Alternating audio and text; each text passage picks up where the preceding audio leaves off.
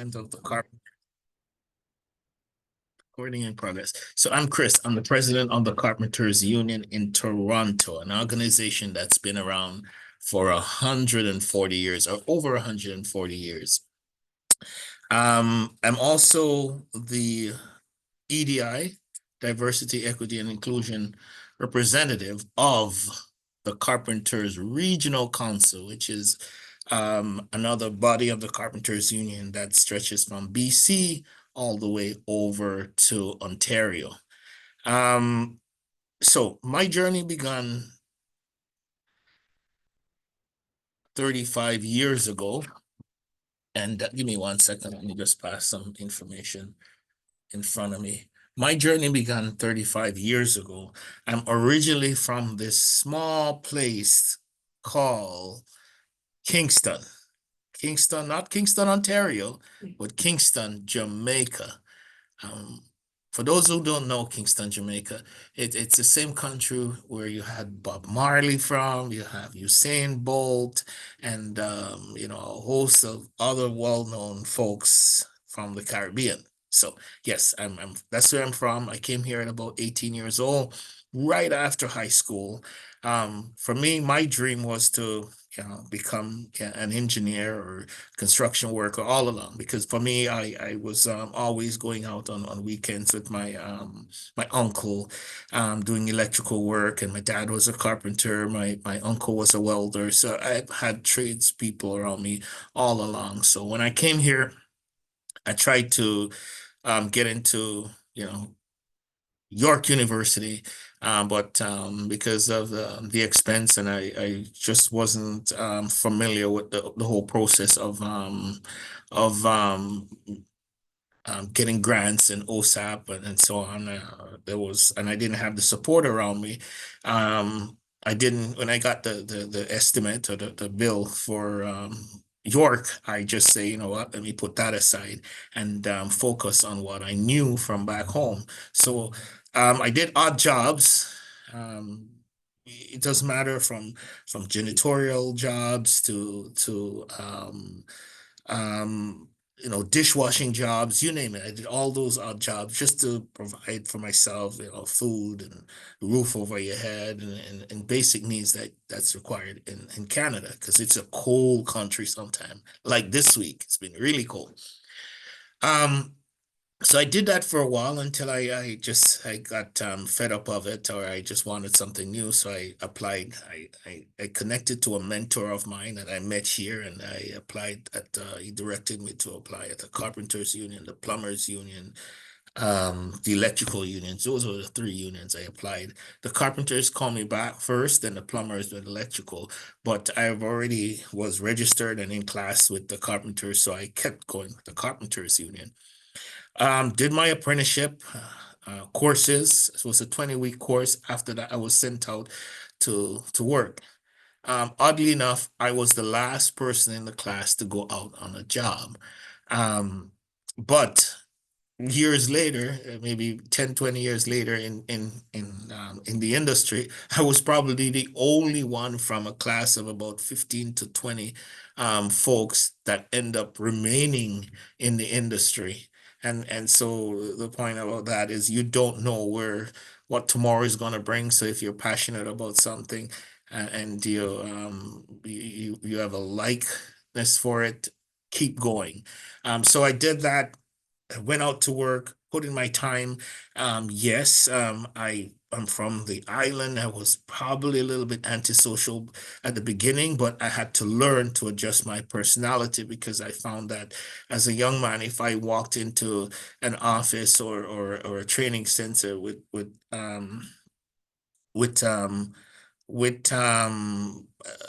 my typical approach, it didn't work. But when I adjusted and tried to be more Canadian, I always got the job. I always got called back, and the odds of me never having a job became so small. And so I just adjust. I learned how to be more friendly, be more outgoing, smile more, and try to make folks feel more less threatening, because yes, I'm a big muscular guy, so I had to make some adjustments within myself. I did that, and when I'm on the job site, and I'm always getting called back for jobs. I'm always employed. I was never out of work for any long period of time. Even though I think in the early 90s there was a recession, but it didn't affect me.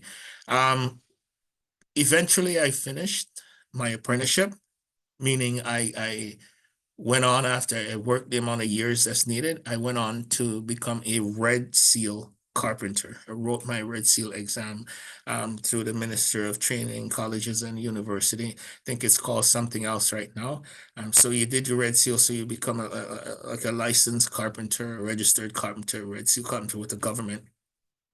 And I find that company owners or foremen start appointing me to be, a supervisor, a foreman also. And you know what's the good thing about that is once a company appoints you and you do well, when you leave that company, folks who you've worked with always put your name forward to be a supervisor, right? For the most part, working in the private sector in the construction industry, you're appointed not because you've been with the company longer, not because you probably have the most production, but because you're taking care of the interests of the company. You take and balance that with the workers' interests also.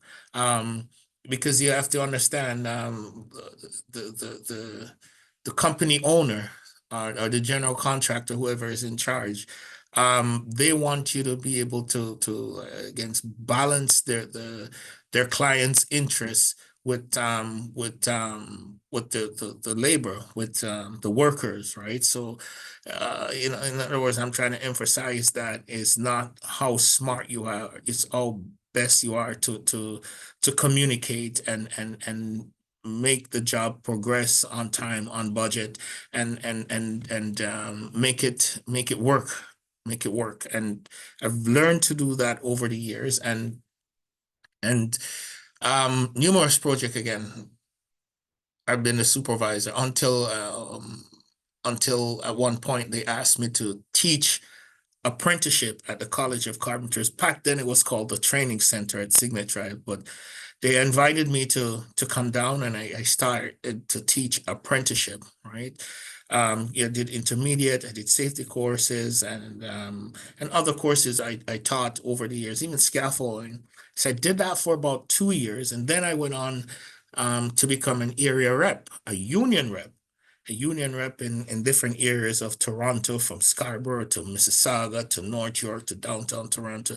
Did that for about 17 years. And at some point, um, I think something happened, or there was an incident with George Floyd, and the media people kept putting my name forward, and the media kept reaching out to me, like the CP24, the Globe and Mail, the CBC, asking for interviews with me to find out what's my thought and what was happening with the nooses on site, and the hateful graffiti, and working conditions of BIPOC workers, and how I dealt with it without any training.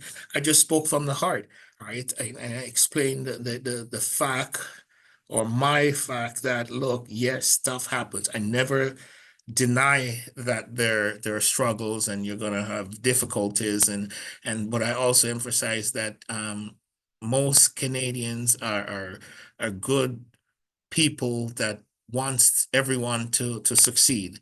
They're not out there um, putting out hateful messages. Most people just want to go to work and take care of their family, and make a decent income, and at the same time acknowledges that they're bad folks who shouldn't be in the industry, or need to take care of whatever life issues they're going through, or need to reevaluate their way of thinking. Right? And so yeah, I did that, and the media kept coming, and at work they asked me, Chris, I'm going to remove you from being an area rep to being the director of equity, diversity, and inclusion. So I'm doing that up to this point. I'm the diversity representative for primarily Toronto, and I'm also, since then, I was elected the vice president of the union, and up until last year, I was appointed the president of the union when the previous president retired. And so, yes, that's how I became the president of the local union. And I remember the scenario where I was speaking to some young people from a high school in in Hamilton, and they were asking me, okay, um, a young lady came up to me in front of the whole class, says, so sir, you um came from being the dishwasher um of the of Toronto to the president of the Carpenters Union. And I gotta go, yes, if you look at it that way, so from dishwasher to president, that is my 36-year journey in Canada. And so I'm happy to share some information with you here as to, what's needed academically, what are some of the ups and downs that you're gonna face as an apprentice on site, and what are the wage rates, and how long an apprenticeship takes. Those are probably questions that you'll probably want to ask me at some point. And what do you do when you go into classes? When you go to classes, what really do you bill?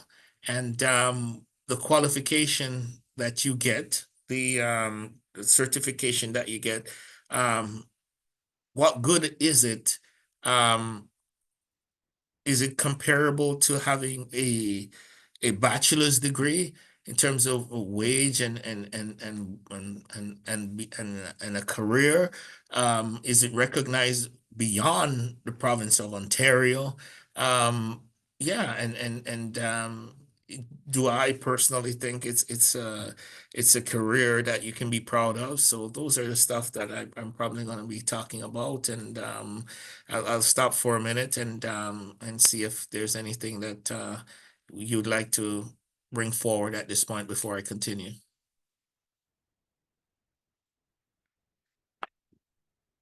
Devant? Okay, I'll continue. I'll just keep going. So, most of you here are with Humber College, and I would like to do a little bit of a comparison, right? A comparison between having a college and university degree and having a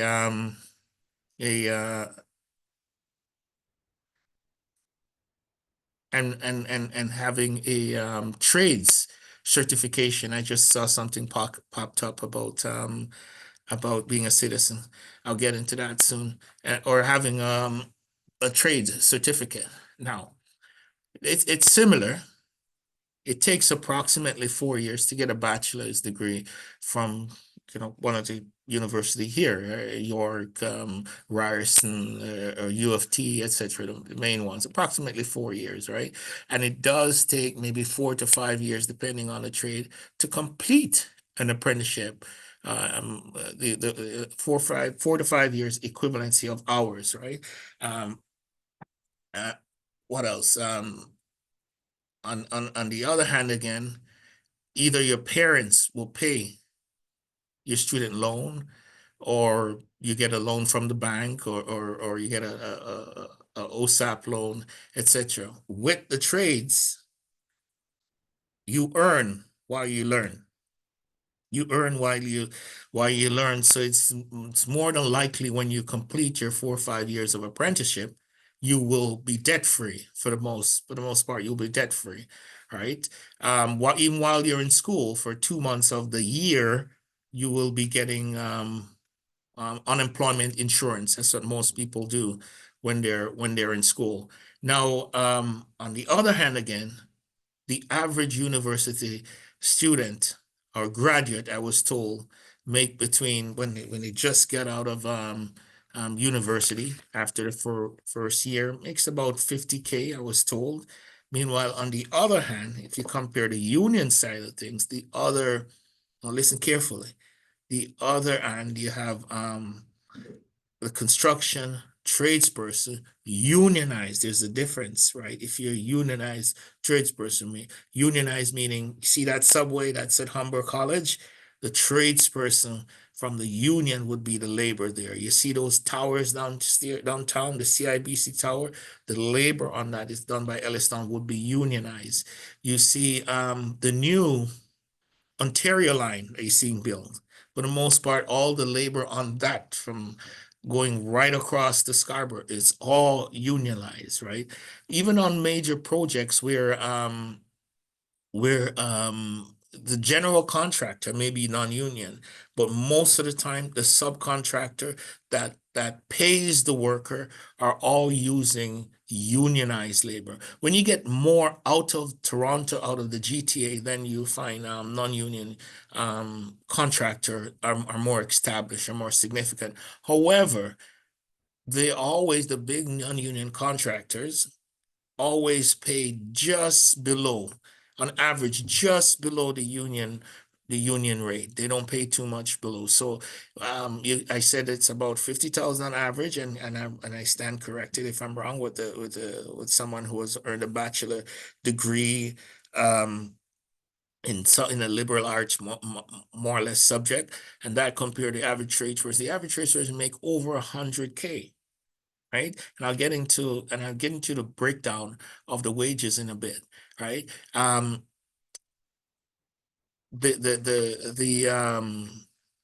certification that you get, bachelor's degree, recognized, internationally. Well, guess what?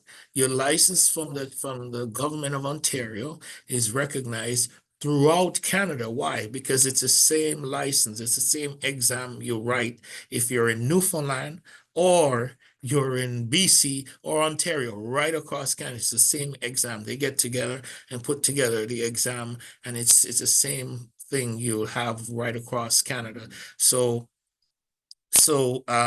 that's some of the comparison I want to point out to you right then and there in terms of a college, university diploma or degree compared to a trade certification.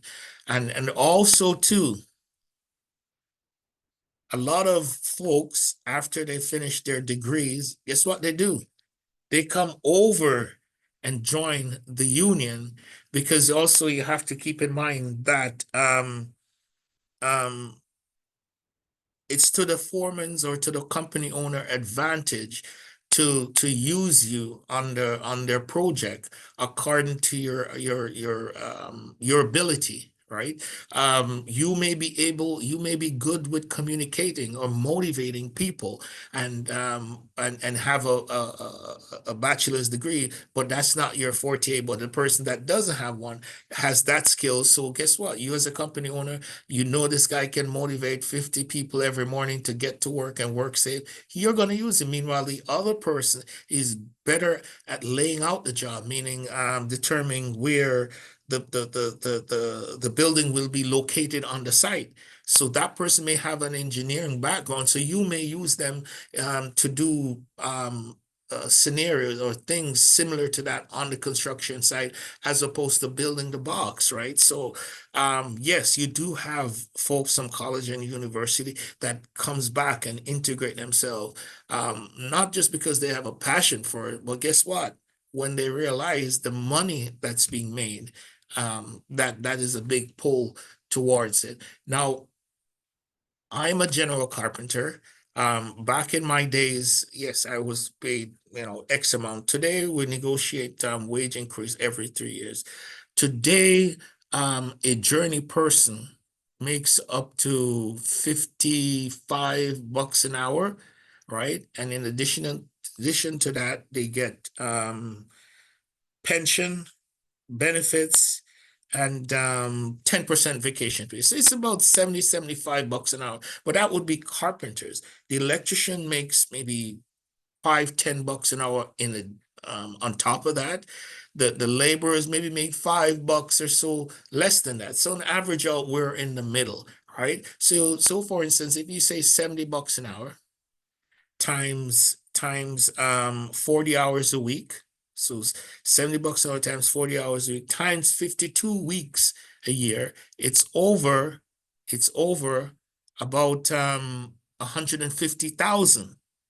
And that doesn't include overtime, right? Some people, depends on what stage of life they're in, they want to work as much as they can to make that car, or to purchase their new homes, right? So it depends how much you put in. It depends on where you're at. So yeah, if you compare it, after 4 years, over 100,000, compared to 50,000 or so if you graduate with a degree or diploma. On average, I'm talking just like I average out a tradesperson, I'm averaging out a graduate from university or college, right? So it's something to keep in mind. And then another thing that I wanted to touch on is hold on there. Just scrolling through points that I think Sure. This is great, Chris. Thank you so much. I just want to encourage everyone, if you have any questions, to please use the Q&A. And this is a really great wealth of information.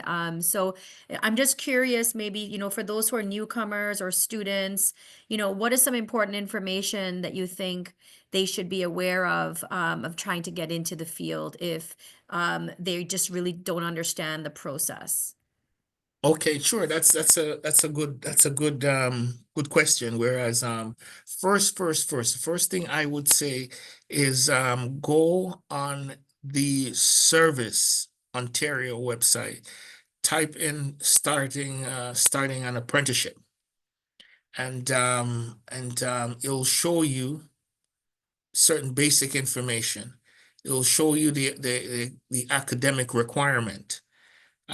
Just search around a little bit, which is depending on the trade. For some trade, for carpentry, it may be a minimum of grade 10. However, I encourage all of you to at least complete high school. Guess what? Because you are competing against other high school students. If you're coming through the OER program, or if you completed or you didn't complete high school, you're competing against other folks from high school. You're competing against college students. You're competing against university, even though that's the minimum, right? It'll probably also tell you where are the training centers for each trade are. Back in my days, it was primarily George Brown. You get off the boat, you want to learn a trade, go to George Brown. Now you have all the colleges across Ontario deeply involved in providing training, including Humber College, right? And so the Service Ontario site usually direct you to all the major trade training center of the construction union. I always promote union, not because I'm a union president, but I always point out to folks, your Humber College, just for an example, you're in Toronto and probably the GTA. Guess what labor force do 80 to 90% of the work, the infrastructure work in the city? Unionized worker, right? So if I know that unionized worker do most of the construction projects here, I do encourage you to at least consider it. And unionized labor force set the benchmark. They set they have the best working condition, not being biased, the safest site, and it's a sense of pride. It's a sense of pride for you to belong to an organization that takes care of your interests. Now, you also say, what are some of the requirements? You said, look, you need to have a social insurance number or work permit, right? It's some groups may give the advantage over a permanent resident as opposed to someone on a work permit, right? And I do understand. I'm not going to tell you that it's not going to affect you, right? But or but some institution does. You need you need a government ID, right? Well, joining the union, you need a government ID to show your address, right? Because if you join the union or you get employed, you need to receive correspondence from the company or from the union. It's good to have an email, and that's easy. That's easy. Just go on the website and figure that out. You need to be physically capable or physically and mentally capable of performing the duties, because sometimes um our heart is in it, but physically um we can't do it if you know that for this job you're going to be required to climb up the scaffold, and you know in yourself that you only have one leg, then maybe that's not the job for you. Or you want to have one arm, then that's not the job for you, right? There's probably something else you can do within the field, right? So you must be physically able to do the job. It's to your advantage also to sign a contract of apprenticeship. Do your apprenticeship through the government, the Ministry of Training Colleges and University. I think they're called something else, but they can easily find a government entity that takes care of that today. I'm speaking from 35 years ago. Access to transportation. Fine, you live beside Humber. You're working on the subway station. That's right on the north side of your campus, right there. The company that's doing it, they complete their portion of the work. The next project is in Scarborough, or the next project is in Mississauga. It's to your advantage to have a vehicle, or at the beginning of your career, you, instead of getting up or heading out an hour before, if you have a car, you may have to head out 2 hours before and spend 4 hours on the road traveling initially until you get established and get yourself a car. And so those are some of the main things that you need. And I mentioned the high school requirements, and all of that again is on the Service Ontario website. Or just if you wanted to find out something about within the Carpenters Union, I'm open. Send me a quick email and I'll respond to you. Maybe not immediately, like if I'm in a Zoom meeting like this, it wouldn't make sense. But I'm open to assisting anyone that comes my way, because I'm always asked to go to various places and speak to our youths and the communities and our churches and our mosque, you name it. Whenever if I have the time and I can put it in my schedule, I do, like I'm doing now. There we talk about okay, the process of getting in the union. You're in Umber College, or because she told me that, or you told me that Devante told me that you have a lot of students at Humber. um there are several ways of getting in the union. If you're in high school, you would try to go through your guidance council and apply through the OYAP program. All right, that's one way.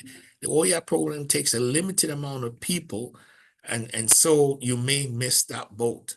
You miss that boat and you graduate, maybe months before you graduate, or maybe in the January, February, like now, you would apply to the union that that pertains to the trade that you're involved in. But also keep in mind, there is you and there is hundreds of you in Toronto and in the city, and newcomers that would like to do the same trade, that has the same idea, right? So we try to be fair with everyone. If you apply 6 months or 3 months ago, we would put you on the top of the list, as opposed to somebody that walks in June to do a course, right? You have to try and be fair and respectful to everyone that wants to start an opportunity in construction, in the construction trade. So you would apply, and whenever we are running courses, we'll teach you some basics, and I'll talk about the training center after. We'll teach you some basics, and from there we offer you membership as you just finish your courses, and then you would go on the outer work list, and we would work to get you out to work. How do you go out to work? A contractors has agreements with the union.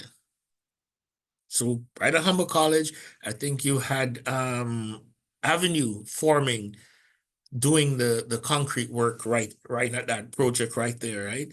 And so Avenue, for instance, need 6 carpenters and maybe 2, 3 apprentices and the 6 carpenters there. You know what happened? There was a young man that lived at Jane and Finch. He ended up joining the union and did the formwork course, I think, like a lot of you probably will do in the future.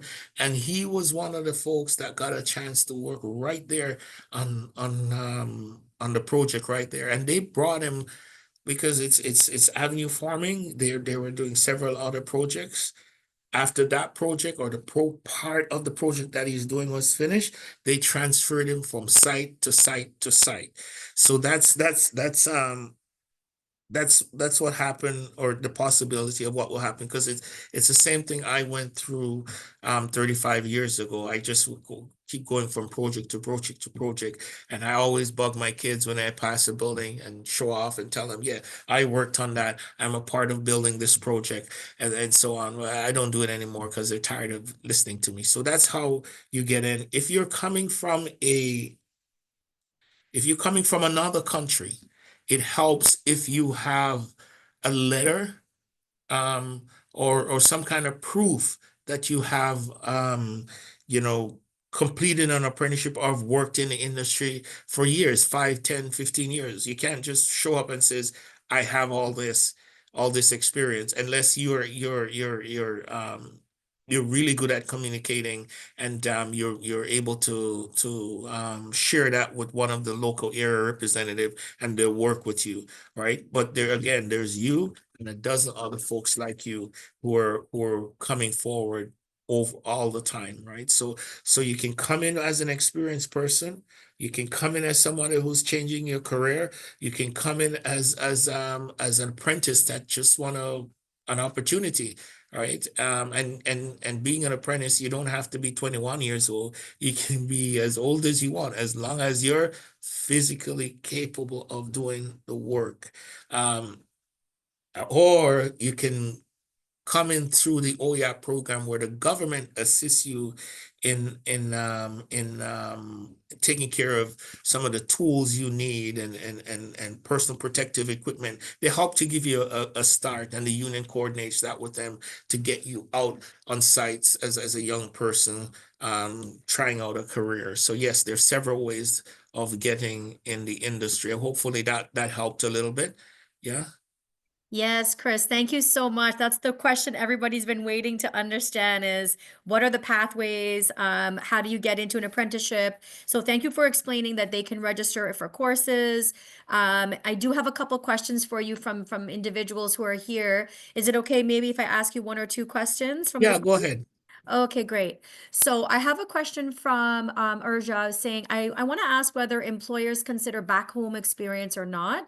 I am a temporary worker, but I do have a work permit after completing my postgrad certificate program. I applied to positions that are very much aligned with my education and experience, but I'm not getting any positive responses just yet. Just curious, if his experience back home would be considered in this industry, and any thoughts that you have to suggest for someone with his background directly in the industry, but from back home, out of country. That's a good question. It's possible. Again, you know, it helps if you have some, maybe a letter from your previous employee that you've worked for 10 years, and so on. The more years experience, the better. It's good if, even if you get an interview, to be able to explain what you're doing. Um, but um, on the other hand,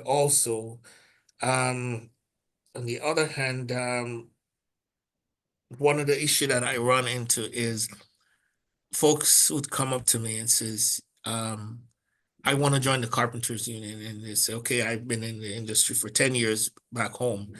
Okay. In Canada, being a carpenter may be different from being a carpenter in your country where you're from, right? For instance, just hypothetically, you may be from a country that builds a house using bricks and blocks. So you build a house using bricks and blocks, and you use maybe a different type of material to do the roof and so on, right? So the material and the process that you use maybe doesn't come under the umbrella of the Carpenters Union. Maybe you use the material that you use is would come under the Bricklayers Union, right?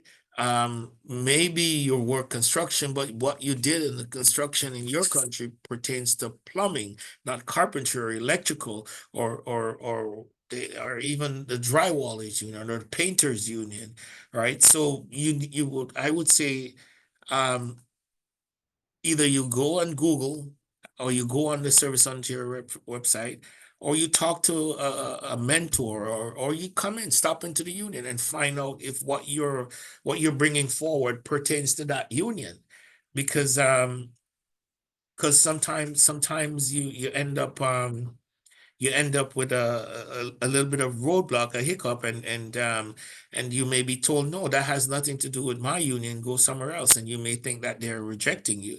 But in Canada, it's less of a jack of all trades. It's more every trade is or every section of the building is separated. For instance, the carpet you have on the ground or certain type of flooring, that's a trade in itself.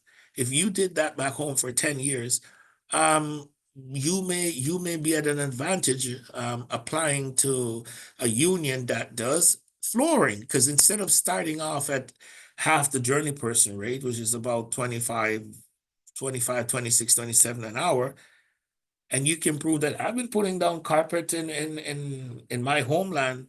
I can do it with my eyes closed for so many years. Why would we? It's less likely the representative will put you at the apprentice level. No, he'll put you at the journey person level. So identify what your experience is back home, and if you want to start at the top, tie it into the trade that applies to you. Right Mhm. now, I would also recommend to connect with organizations like the Toronto Community Benefits Network, TCBN, Toronto Community Benefits Network. Reach out to them, because those are organizations that gets funding to help you to get started, or they can connect you, point you into the direction that of a union that applies to your career, or even Building Up. There's an organization down South Etobicoke, it's called Building Up, or there's several, I can't tell you off the top of my head. Or just stop into Humber College and talk to one of your career representative, and they may be able to say, like Avante here, say, hey, I know someone named Chris Campbell. I don't know if he can help you, but maybe he can direct you in the right direction, so you don't have to start from scratch again. Does that help? As the new person Yeah, with very outside much. experience? Yeah, thank you, Chris. I see Urja says, thank you so much, Chris. I'm kind of doing a restart. Your words gave me encouragement. So that was very helpful about what you shared. And, I have another question here from another student or a recent grad who says, that they've completed some experience in project engineering in Canada as a building renovation helper for close to 2 years. So is there any suggestions or ways that they could network or connect in the industry that, you might be able to offer some suggestions? Yes, you said building renovation. Okay, so, there are organization like the TCBN again, because TCBN is connected to over 100 other community organizations, right? So that, and I work with them too, work with them also. So I would suggest you reach out to them, or even the Toronto Construction Association, or even ACA, Afro-Canadian Contractors Association. There's several entities that you can reach out to, or just what I do sometime if I have the time.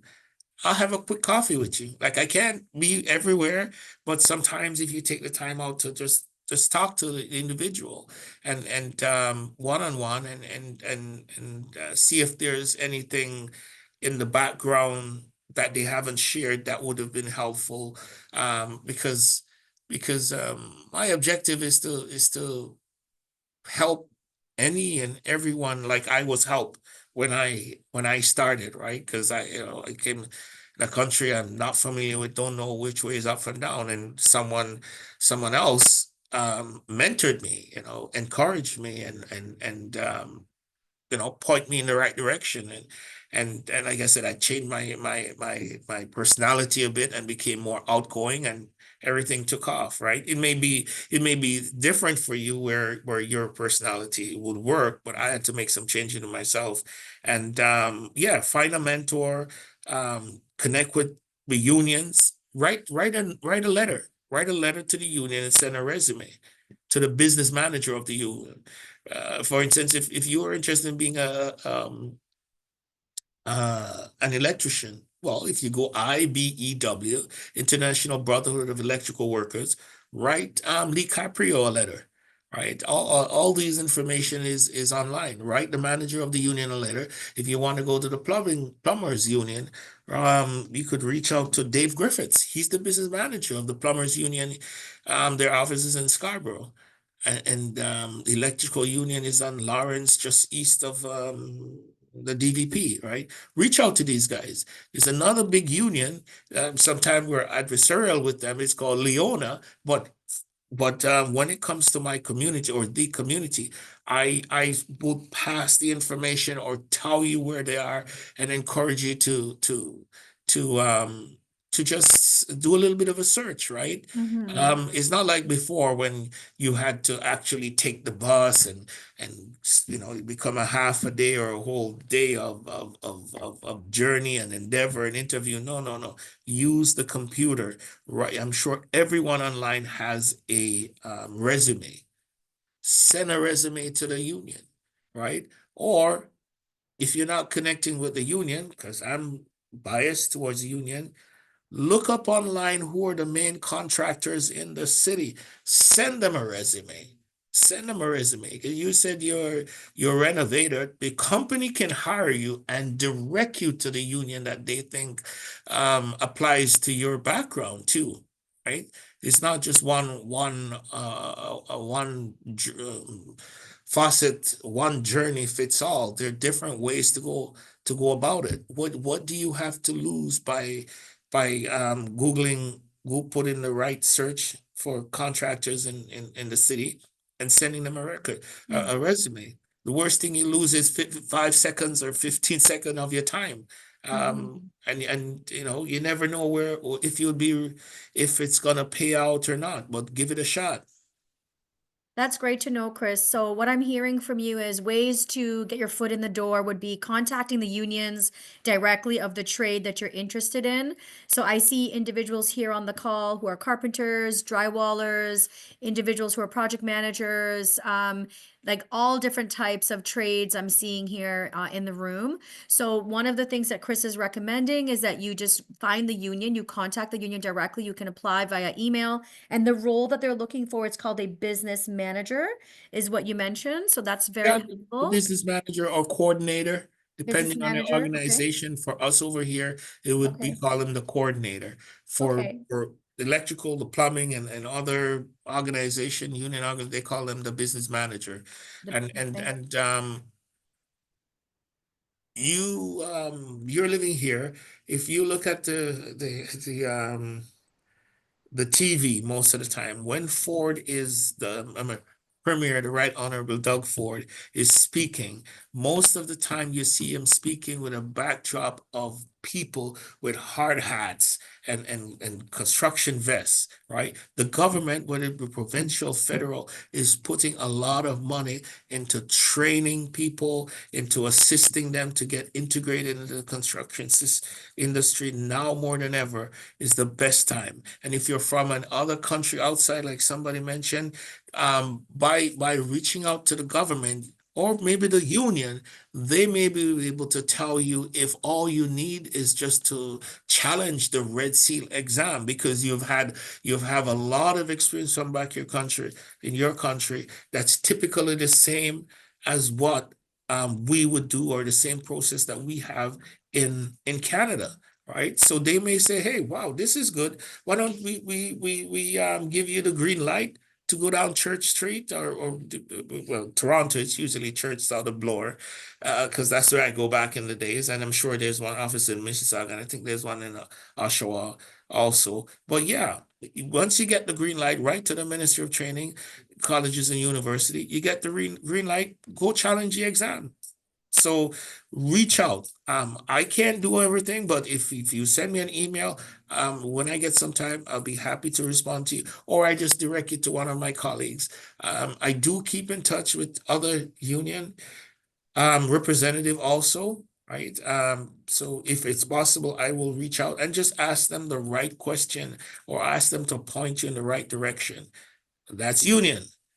But remember, there's also non-union, and I know it's Humber College, and you're going to have people wanting to go in so many different directions. So hopefully that helps. Wonderful, wonderful. Thank you so much, Chris. I just wanted to, say thank you on behalf of everyone who has joined today. Please give a big round of applause for Chris for sharing his time with us. I know you were in lots of meetings, and he's a very busy leader responsible for thousands and thousands of carpenters in the Toronto area. So, we just want to say thank you so much, Chris, for taking your time to meet with us. Again, congratulations on your leadership position. We are trying to provide diverse, different types of knowledge and expertise for newcomers and international students and students to consider the trades. And it's just been such a pleasure having you here today. On behalf of everyone, thank you so much. Thank you. Thank you for having me. Hopefully that was helpful. And I look forward to probably engage you guys in person. I'm more of a people person. I walk across the Okay. stage and talk, but Yes. it's the day and age we're living, so we do things virtually sometime. But thank you for having me, okay? Yeah, and thank you for offering for people to reach out to you. So you can definitely find Chris on LinkedIn. Reach out to him today if you'd like to stay in touch, and then you can coordinate and exchange emails if that makes sense for you, or he can consider introducing you after he's had some time to get to know you and your background. So have a great day, everyone. Remember that we've got sessions throughout the day. We have our next coaching session. It was moved to 12:30 to 1:30. Then from 1:30 to 2:30, we have a special keynote speaker for you, Richard Dolan. He's a performance coach. We've got speed interviews throughout the day, and we also have financial literacy sessions sponsored by CIBC happening this afternoon. So please take a look at your email. I'll see you in some of the other virtual sessions. Bye, everyone. Have a great day. Thank you, Chris. Ciao. Take care. Bye now.